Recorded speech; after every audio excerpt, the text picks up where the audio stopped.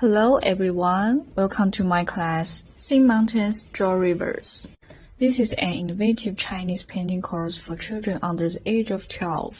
It covers how to understand Chinese painting and the interesting philosophical stories and exquisite artistic conception within Chinese paintings. To see Chinese landscape paintings is actually an immersive experience.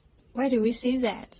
Because Chinese landscape is actually a three-dimensional presentation. Many people may not understand that the Chinese paintings they saw at the museum were very dull sculpture with no modern colors, just giving people ancient feeling, as if they were an antique displayed there. In fact, Chinese painting is very interesting. It is completely a three-dimensional painting. So, in the first page of our slides, you can see that these blocks are actually mountains that I created using three-dimensional cubes, like building blocks. Let's see this video first. This painting is from the Song Dynasty by Guoxi called Early Spring. We can now see a small boat with two little girls, one of whom is fetching water.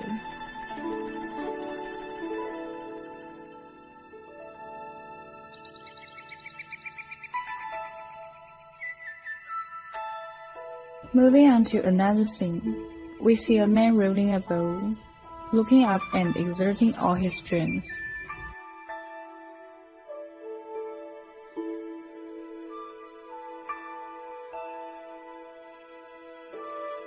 We pass by two small streams before reaching the mountain top where a temple comes into view.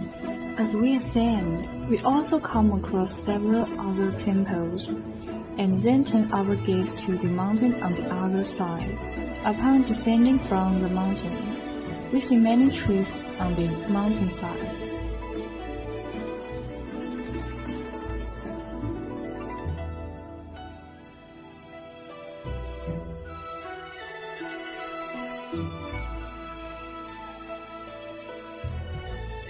We then turn our view to another direction and seem to have reached the summit again, where we spot an eagle flying over the peak.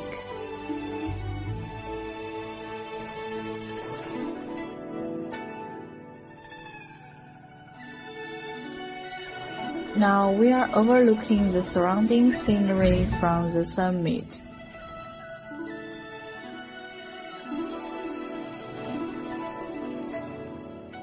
Finally, we descend the mountain, feeling as if the whole journey has pulled us into the painting and immersed us in this endless beauty. Do you have the same feeling? If you have ever been to Universal Studio Beijing, do you have the feeling of experiencing a forbidden journey right like Harry Potter, being pulled from one scene to the next, with many different sceneries to see? There are two types of Chinese painting. One is the scroll, which can be understood as many pieces of paper connected together and can be very long, and ancient people wrote it up for convenience. Here we see another form of Chinese painting. Perhaps some of you know that some ancient people used to paint on rocks. Why did they do that? Because they didn't have technology at that time. So in order to record their lives, they turned to painting on walls as a way of documenting it. Later, when there were kings or emperors, people needed to see what they had done in their lives, so they painted the emperor's life story on the walls. Now I want to introduce a mythical legend, which is also a famous mural called The Legend of the Deer King. There is an animated version of this called Nine-Colored Deer. The story is about Buddha doing good deeds, so let's watch a small clip, a kind-hearted one from this mural. Let's take a look at some of the concepts involved. Knowledge point 1, focal perspective. Perspective is a spatial concept. We don't need to delve deeply into the perspective concept in painting. We just need to observe this picture to find a central focus. If we were driving on this road, we would find that the road ahead narrows and eventually becomes smaller, creating the effect of closer objects appearing larger and farther objects appearing smaller. Knowledge point 2. Scattered perspective. We don't have such a focus in Chinese painting. As shown in the previous animation, we can observe that in Chinese paintings, the painter always records something each step they take, then changes their perspective and records again, sometimes from the foot of the mountain, sometimes from the mountaintop. Finally, they combine all the elements they have recorded together. Therefore, Westerners consider this painting style to be very free and flexible, and call this method scattered perspective.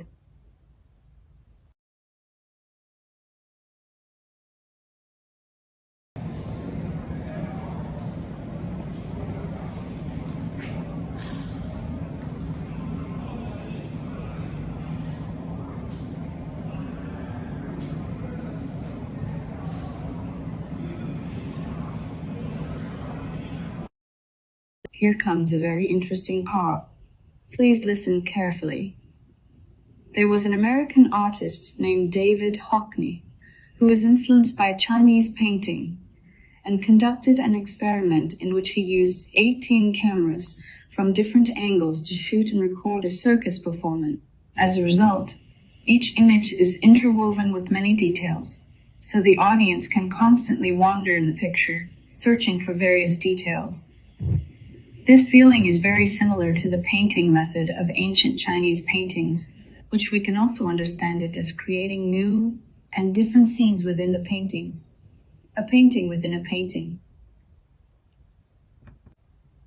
For example, if we play games, we can also create our own images in the game, and then create another version of ourselves within that virtual world.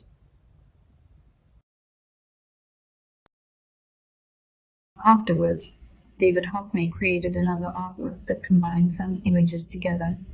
Let's take a look.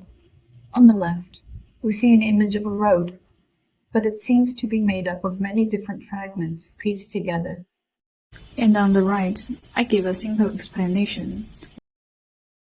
After watching it, we can understand that it is actually presented through photography or taking pictures. The artist first noticed a certain point, found an interesting sign and went to shoot that sign, and then moved to different locations to take more photos. After that, he also took many pictures of other different scenes from different angles every day. Finally, we will see that it forms a focus, but at the same time, the way he adopted is a free way like Chinese painting. Although it looks as though there's a central viewpoint, the perspective does look traditional. Not one photograph is taken from that central viewpoint. They're all taken from all over. And you're looking down on the road, you're looking up, you're looking every direction. I think I probably began with the stop sign, meaning I'm up a ladder, I'm photographing very close to it. Every photograph here is taken close to something, which is why you, the viewer, feel involved in it and feel close to it. That's what does it. You can see the cracks in the enamel. You are actually literally close to everything. You're moving around in it. But I mean, I was aware that cameras do push you away. I was trying to pull you in.